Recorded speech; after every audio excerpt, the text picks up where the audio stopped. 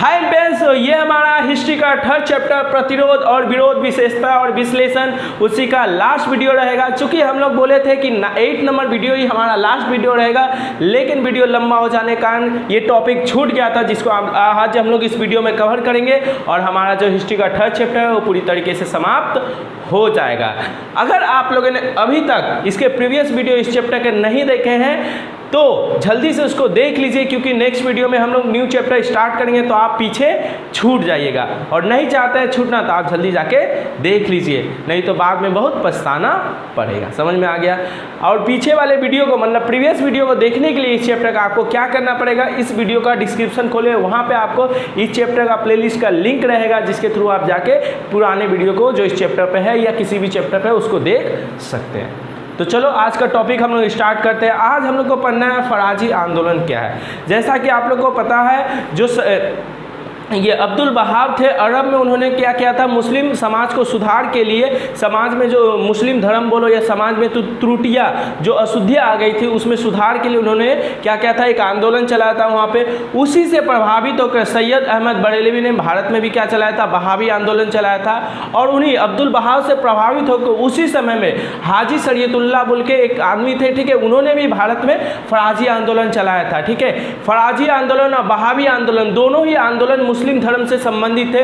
मुस्लिम धर्म में जो अशुद्धियाँ आई थी उसी के सुधार के लिए ही दोनों आंदोलन चलाए गए थे, और दोनों आंदोलन कहीं ना कहीं अब्दुल बहाव से प्रभावित होकर ही चलाए गए थे, क्योंकि अब्दुल बहाव ने क्या किया था, अरब में मुस्लिम सुधार में, मुस्लिम धर्म में सुधार के लिए आंदोलन चलाया था। उसी से प्रभावित होकर भारत के दो व्यक्ति, एक कौन थे, सैयद अहमद बरेलवी, जिन्होंने भारत में बहावी आंदोलन, उन्हीं के नाम पे, अब्दुल बहाव के नाम पे उन्होंने बहावी आंदोलन चलाया था। और ये भी हाजी शरीयतुल्लाह, ये भी अब्दुल बहाव से प्रभावित होकर इन्होंने भी मुस्लिम, भारत में जो मुस्लिम धर्म या मुस्लिम समाज की स्थिति थी उसमें सुधार के लिए इन्होंने भी क्या किया था, फराजी आंदोलन चलाया था। तो दोनों ही आंदोलन किसी न किसी प्रकार से अब्दुल बहाव से क्या थे, संबंध रखता है, और दोनों ही आंदोलन मुस्लिम धर्म से है। मुस्लिम समाज में अशुद्धियाँ आई थी, ठीक है, गैर मुस्लिम यानी अन्य धर्म के जो लोग थे जिनका प्रभाव उनके धर्म पर पड़ा था, उन सब से जो त्रुटियाँ आई थी, अशुद्धियाँ आई थी, उन्हीं को दूर करने के लिए इन्होंने आंदोलन समय समय पर चला है। उसी में से एक आंदोलन क्या है, फराजी आंदोलन। चलो इसके बारे में पढ़ते हैं और हमारा टॉपिक खत्म हो जाएगा।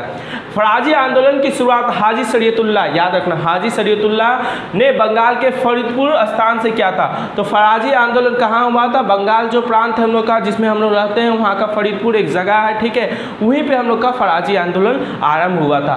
फराजी आंदोलन के जन्मदाता बोलो या फराजी आंदोलन को शुरुआत करने वाले जो व्यक्ति थे वो कौन थे, हाजी शरीयतुल्लाह। क्या थे, हाजी शरीयतुल्लाह, ठीक है।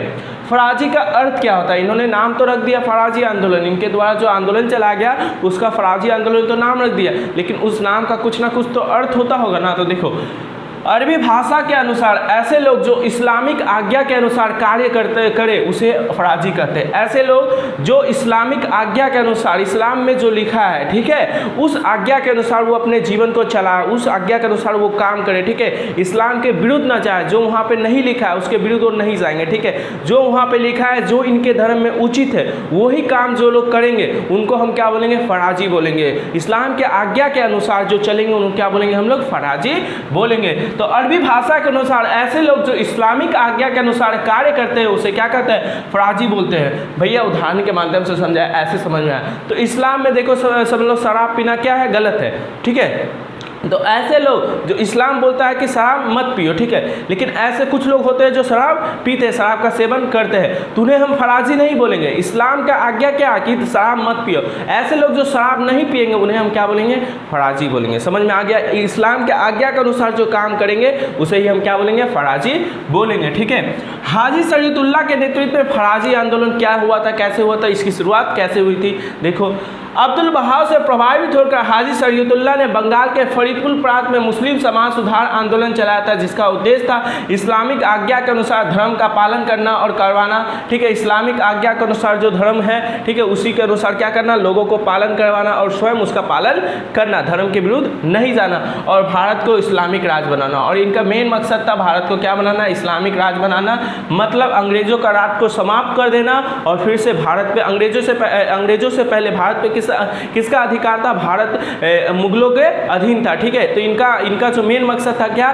कि अंग्रेजों को भगा के फिर से मुगलों के अधीन भारत को कर देना, इस्लामिक राज बनाना। इनके द्वारा चलाए गए आंदोलन को फराजी आंदोलन कहा गया और किनके द्वारा हाजी शरीयतुल्लाह के द्वारा जो आंदोलन चलाया गया उसे ही हम क्या कहते हैं? फराजी आंदोलन क्या था, जो लगभग 1819 और 1820 में आरंभ हुई थी। किसी बुक में 1820 लिखा है, किसी में 1819 लिखा है। ठीक है, तो दोनों डेट लिखो, कोई गलत नहीं होगा। ठीक है भैया, ए को पूछेगा तो ऑप्शन अगर MCQ रहेगा बोलेगा फराजी आंदोलन कब हुआ था, उसमें दिया रहेगा 1819 1820, तो 1820 वाला टिक कर देना। ठीक है, 20 में आरंभ हुआ था। इनके समर्थकों को फराजी कहा गया और जो लोग इस्लामिक आज्ञा के अनुसार काम करते हैं और हाजी शरीयतुल्लाह क्या करवाना चाहते थे, लोगों को इस्लामिक आज्ञा के अनुसार अपना काम करवाना चाहते थे।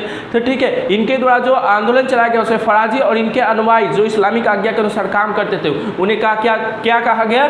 फराजी कहा गया। तो पूछेगा फराजी किन्हें कहते हैं? वे लोग जो फराजी आंदोलन में शामिल थे, ठीक है, जो इस्लामिक आज्ञा के अनुसार कार्य करते हैं, ठीक है, उसे ही क्या कहते हैं? फराजी कहते हैं। इन्होंने अपने समर्थकों को बुलाया और कहा कि अब भारत हमारे लिए दारुल हब का अर्थ सबको पता है, काफिरों का देश, दुश्मनों का देश, ठीक है, बन गया है। इस पर अब अंग्रेजों का राज है, अब यह हमारे लिए अपवित्र हो गया है। जो हाजी शरीयतुल्लाह ने अपने समर्थकों, अपने अनुयायियों को आह्वान किया, बुलाया और कहा कि अब ये जो भारत है जिसपे मुगलों का अधिकार था पहले, अब इसमें किसका अधिकार हो गया? अंग्रेजों का अधिकार हो गया है। इसीलिए ये अब हमारे लिए क्या हो गया? दारुल हब हो गया, मतलब दुश्मनों की भूमि हो गई, काफिरों की भूमि हो गई है। ठीक है, अब ये हमारे लिए क्या हो गया? अपवित्र हो गया है। क्या हो गया? अपवित्र, मतलब इसमें अब इस्लाम की आज्ञा का पालन नहीं होता, इसलिए हमारे लिए क्या हो गया?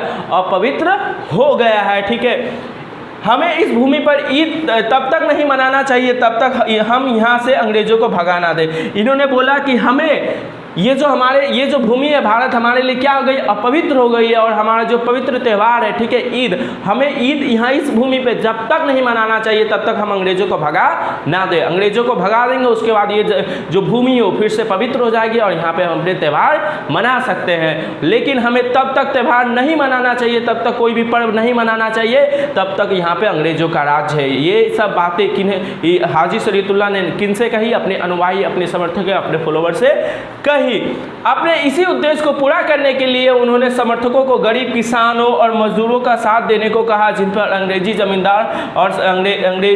और जमींदार जुल्म करते थे, जिससे उनको किसानों और मजदूरों का साथ प्राप्त हो। ठीक है, इन्होंने बोला कि हम लोग का जो लक्ष्य होना चाहिए, उद्देश्य होना चाहिए, यहाँ से अंग्रेजों को हटाना। अंग्रेजों को हटाने के लिए अंग्रेजों की तो बहुत बड़ी सेना थी और इनका भी बहुत छोटा सेना था, बहुत छोटे लोग थे, मैंने समर्थकों की संख्या कम थी।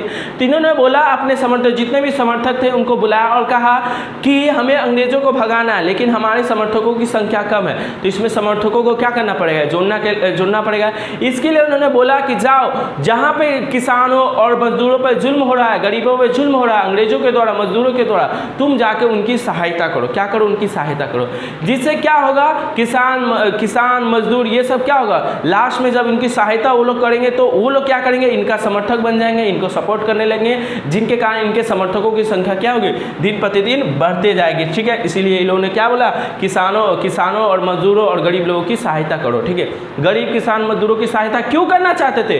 क्योंकि ये अगर सहायता करेंगे तो गरीब किसान मजदूर ये लोग क्या करेंगे? फिर इनके अनुयायी बन जाएंगे, इनके समर्थक बन जाएंगे, इनका साथ देने लगेंगे और इनका जो मेन मकसद था क्या? अंग्रेजों को भगाना, उसमें इन लोगों का सहायता करेंगे। 1838 ईस्वी के आसपास इनकी मृत्यु हो गई, जिनके बाद फराजी आंदोलन का नेतृत्व दुधू मियाँ ने संभाला। 1838 के आसपास हाजी शरीयतुल्लाह की क्या हो गई? मृत्यु हो गई। उसके बाद हाजी शरीयतुल्लाह के जो पुत्र थे, पुत्र का नाम क्या है? दुधू मियाँ या दादू मियाँ, दुधू मियाँ या दादू मियाँ। उन्होंने क्या किया? फराजी आंदोलन को संभाला।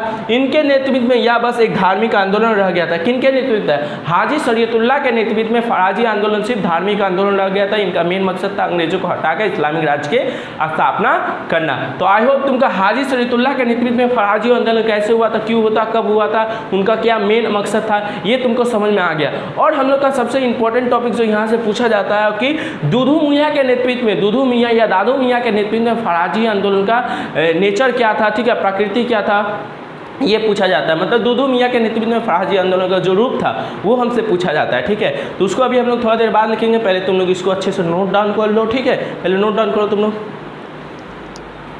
जैसा कि अभी तक हम लोग ने देखा कि हाजी शरीयतुल्लाह जो फराजी आंदोलन के जन्मदाता थे, उनकी मृत्यु सन 1838 ईस्वी में हो गई। उनकी मृत्यु के बाद इस आंदोलन को संभालने का, आगे बढ़ाने का जो जिम्मेदारी था वो किसने संभाला? उनके ही पुत्र दादू मियाँ या दूदू मियाँ ने संभाला। ये हम लोग अभी तक पढ़ चुके थे। तो क्वेश्चन पूछेगा, बहुत इंपॉर्टेंट क्वेश्चन बनता है इस टॉपिक से, दूदू मियाँ के नेतृत्व में फराजी आंदोलन कैसे हुआ, दूदू मियाँ के नेतृत्व में फराजी आंदोलन का रूप या स्वरूप कैसे परिवर्तित हो गया, ये सब क्वेश्चन पूछ सकते हैं। तो उसका आंसर आप यहाँ से लिख सकते हैं। देखिए आंसर क्या है, हाजी शरीयतुल्लाह की मृत्यु के बाद उनके पुत्र दूदू मियाँ, जिनका वास्तविक नाम था मोहम्मद मोहसिन, क्या नाम था? दूदू मियाँ का वास्तविक नाम क्या था? मोहम्मद मोहसिन। अच्छा बताओ तो, मीर निसार अली किसका वास्तविक नाम था? मीर निसार अली किसका वास्तविक नाम था? बंगाल में फराजी आंदोलन का नेतृत्व संभाला। सन 1838 ईस्वी के आसपास इस आंदोलन का नेतृत्व संभालने के बाद उनके नेतृत्व में इस आंदोलन का स्वरूप बदल गया। जब दूदू मियाँ ने सन 1838 के आसपास, किसी बुक में 1840 लिखा रहता है, लेकिन मैक्सिमम बुक में 1838 लिखा रहता है, तो ये मैक्सिमम सटीक ये उत्तर है, ठीक है, ये ज़्यादा सटीक उत्तर है, क्योंकि मैक्सिमम बुक में ही लिखा है, तो हम यहाँ पे वही डेट मेंशन किया है, ठीक है। उनके नेतृत्व में इस आंदोलन का स्वरूप बदल गया, ठीक है। दूदू मियाँ ने क्या किया? 1838 में इस जो आंदोलन है उसको संभालने का काम किया, ठीक है, और उनके नेतृत्व में ये जो आंदोलन का स्वरूप था वो क्या हो गया? चेंज हो गया। जो हाजी शरीयतुल्लाह के नेतृत्व में इस आंदोलन का स्वरूप था वो क्या था? धार्मिक था। धार्मिक मतलब वो मुस्लिम वर्ग के ही समाज सुधार में, उनके उन्नति में लगा हुआ था, उनके ही अंग्रेजों से छुड़ाने में लगे हुए थे। लेकिन जैसे ही आगे हम लोग पढ़ेंगे, जैसे ही दूदू मियाँ ने इस आंदोलन को संभाला, ठीक है, उनके नेतृत्व में समाज में रहने वाले हर एक वर्ग के लोगों की सहायता वो करने लगे। हर एक वर्ग, जितने कोई भी वर्ग है, कोई भी किसी भी वर्ग का, चाहे वो मुस्लिम है, चाहे वो हिंदुओं का, चाहे वो किसी भी वर्ग का, सारे लोगों की सहायता करने में ये लग गए। कौन? ये। लेकिन हाजी शरीयतुल्लाह के नेतृत्व में वो क्या करना चाहते थे? सिर्फ मुसलमानों की मदद करते थे, जो उन पर जो अत्याचार उनका मदद करते थे, जिससे उनका साथ मिले अंग्रेजों को भगाने में, ठीक है। लेकिन ये इन्होंने जब इस आंदोलन को संभाला तो इनका जो स्वरूप है वो क्या हो गया? चेंज हो गया। ये धार्मिक नहीं रहा, किसी विशेष धर्म से संबंधित नहीं रहा। दूदू मियाँ ने अंग्रेजी अदालतों का बहिष्कार किया और बुद्धिमान बेक्स लोगों को लेकर जगह जगह पर अदालतों की स्थापना की। दूदू मियाँ ने क्या किया? वो उन्होंने सोचा, ठीक है, कि अंग्रेज़ों के द्वारा जो अदालत चलाए जाते हैं उस पर तो गरीब किसानों को या मजदूरों की तो सुनते नहीं वो लोग, ठीक है, अंग्रेज़ लोग सुनते नहीं, उन पे तो जुल्म, उन पे ही उल्टा अगर तुम केस करने जाओगे, ठीक है, तो अंग्रेज़ लोग के खिलाफ केस करने जाओगे तो क्या होता था? तुमको ही जेल में बंद कर देगा या फिर तुम्हें ही दंड देगा। तुम जमींदार के खिलाफ अगर तुम बोलने गया तो तुमको ही जेल होता। तो उनसे तो वो उनके द्वारा जो अंग्रेज़ों के द्वारा जो अदालतें चलाई जा रही थी उनमें तो गरीबों की सुनते नहीं था कोई। तो क्या था? दूदू मियाँ ने सोचा और क्या किया? उन्होंने बैक्स बुद्धिमान मतलब बुजुर्ग लोगों को लेकर, बुद्धिमान लोगों को लेकर जगह जगह क्या क्या अदालतों की स्थापना कर दी, जिसमें गरीब और गरीब जो मजदूर लोग हैं उनको इंसाफ मिल सके। फराजी आंदोलन का स्वरूप धार्मिक था। हाजी शरीयतुल्लाह के नेतृत्व में फराजी आंदोलन का स्वरूप कैसा था? धार्मिक था। इस बात को याद रखना, किसी विशेष धर्म से रिलेटेड था, किसी विशेष धर्म के लोगों से ही रिलेटेड था। लेकिन दूदू मियाँ के नेतृत्व में ये धार्मिक नहीं रहा, उसे दूदू मियाँ ने सामाजिक बना दिया। समाज में प्रत्येक, सामाजिक किसे कहता है? समाज में जो प्रत्येक वर्ग के लोग हैं उनकी सहायता करेंगे तो जो आंदोलन था वो कैसा हो गया? सामाजिक हो गया। राजनीतिक बन गया। राजनीतिक क्यों बन गया? क्योंकि इन्होंने क्या किया? जमींदारों के खिलाफ, अंग्रेजों के खिलाफ विद्रोह कर दिया, ठीक है, उनके खिलाफ आवाज़ उठाने लगा, इसलिए विद्रोह कैसा हो गया? सामाजिक बन गया, राजनीतिक बन गया, बना दिया। उसने कहा अल्लाह ही एकमात्र भूमि का मालिक है, अल्लाह ही एकमात्र भूमि का मालिक है, था उसने पूंजीपति वर्ग के खिलाफ युद्ध छेड़ दिया। समझ लो ये हम जिस रूम में है, ठीक है, उसका मालिक कोई और है, कोई और है। अब कोई तीसरा आकर हमसे पैसा मांगना है तो क्या हम उसको पैसा देंगे? नहीं देंगे। क्यों नहीं देंगे? कि वो इस घर का मालिक नहीं है, तो हम उसको पैसा क्यों दें? उसी कॉन्सेप्ट पे दूदू मियाँ ने कहा कि जो ये भूमि है, जो ये ज़मीन है, उसका जो एकमात्र मालिक है वो कौन है? ऊपर वाला अल्लाह है, ठीक है, यानी भगवान, जो भी बोल सकते हो तुम लोग, जो भी मानते हो, ठीक है, वो है। तो ये जो भूमि है किनका है? अल्लाह का है, ठीक है। तो अल्लाह हमसे पैसा नहीं मांग रहा है। ये जो जमींदार लोग हैं, ये जो पूंजीपति वर्ग के लोग हैं, पूंजीपति मतलब जो अमीर लोग हैं, पूंजी समझते हो, मेरे पास पूंजी है मतलब पैसा है। पैसा किनके पास? तो उस समय जो साहूकार वर्ग थे, जो जमींदार वर्ग थे, उनके पास ही क्या था? धनराशि, पैसा था। तो वो लोग क्या करते थे? टैक्स वसूलने का काम करते थे। तो इन्होंने बोला कि जब ये भूमि का मालिक कौन है? अल्लाह है, तो हम ये जो टैक्स वसूलने वाले जो पूंजीपति वर्ग के लोग हैं, जो जमींदार लोग, उनको हम टैक्स क्यों दिए? और उनके खिलाफ जब वो टैक्स मांगने आते थे तो उनके खिलाफ ये क्या कर दिए? युद्ध कर दिए। परंतु अंग्रेजों ने इन पूंजीपतियों का समर्थन किया और उन्होंने अपने सैनिकों द्वारा फराजी आंदोलन का दमन कर दिया, ठीक है। लेकिन अंग्रेजों ने किसका साथ दिया? अंग्रेजों ने पूंजीपति वर्ग मतलब जमींदार वर्ग का साथ दिया, ठीक है, क्योंकि जमींदार लोग अंग्रेज लोग को क्या देते थे, पैसा देते थे, धनराशि देते थे, इसलिए अंग्रेजों ने किनका साथ दिया, अंग्रेजों ने जमींदार वर्ग का साथ दिया। फराजियों और दुधुमिया को गिरफ्तार कर लिया, अंग्रेजों ने अपनी सेना भेजी और सेना ने क्या किया, फराजी मतलब फराजी आंदोलन में जो लोग शामिल थे, ठीक है, उनको और दुधुमिया को क्या कर लिया, गिरफ्तार कर लिया। परंतु बड़े अदालतों ने दुधुमिया को छोड़ दिया। बड़े अदालतों में जब सुनवाई हुई तो दुधुमिया के खिलाफ कोई भी गवाही नहीं मिला, ठीक है, कोई भी सबूत नहीं मिला, जिसके कारण दुधुमिया को छोड़ दिया गया। ऐसे ही धीरे धीरे यह विद्रोह चलता रहा। दुधुमिया के मृत्यु के बाद यह विद्रोह समाप्त हो गया। दुधुमिया के मृत्यु के बाद लगभग ये विद्रोह क्या हो गया, समाप्त हो गया। तो तुम लोग को समझ में आ गया, हाजी शरीयतुल्लाह के नेतृत्व में यह धार्मिक आंदोलन था, लेकिन दुधुमिया के नेतृत्व में ये सामाजिक बन गया और राजनीति बन गया। सामाजिक बन गया मतलब समाज के प्रत्येक वर्ग की ये लोग सहायता करना चाहते हैं, किसी भी धर्म से रिलेटेड हो, किसी भी वर्ग से, प्रत्येक वर्ग की ये लोग सहायता करने के लिए तत्पर थे, ठीक है। और राजनीतिक क्यों, क्योंकि इन्होंने पूंजीपति वर्ग के खिलाफ, अंग्रेजों के जो जुल्म है उसके खिलाफ इन्होंने क्या किया, आवाज़ उठाई, विद्रोह कर दिया, इसलिए क्या बन गया, सामाजिक और राजनीतिक बन गया, ठीक है। नोट डाल के एक और पॉइंट, यहाँ तक हम लोग का जो वहाबी आंदोलन इस वीडियो का पहले खत्म हो गया था, फराजी आंदोलन इस पे अच्छी तरीके से हम लोग खत्म कर दिया। नोट डाल के एक बात लिखना, वहाबी आंदोलन को ही तारीख मुहम्मदिया कहा जाता है, ठीक है। पूछेगा तारीख मुहम्मदिया किसे कहा जाता है, तो वहाबी आंदोलन के बारे में जो भी जानते हो उसको लिख देना, वो तुम्हारा वही सेम है, ठीक है। वहाबी आंदोलन का ही एक और नाम है क्या, तारीख मुहम्मदिया, ठीक है, मुहम्मदिया, ठीक है, जो भी है वही क्या है, वहाबी आंदोलन का ही एक नाम है, ठीक है। तो तुम लोग को पूरा हम लोग का जो थर्ड चैप्टर है इस लाइन के साथ हमारा जो थर्ड चैप्टर वो पूरी तरीके से समाप्त हो जाता है। पूरा 1 से लेकर 9th नंबर वीडियो तक है, ठीक है। आप लोग इसको अच्छे से देखना, अच्छे से नोट्स बनाना, अच्छे से याद करना, बार बार इसको रिवीजन करते रहना, ठीक है।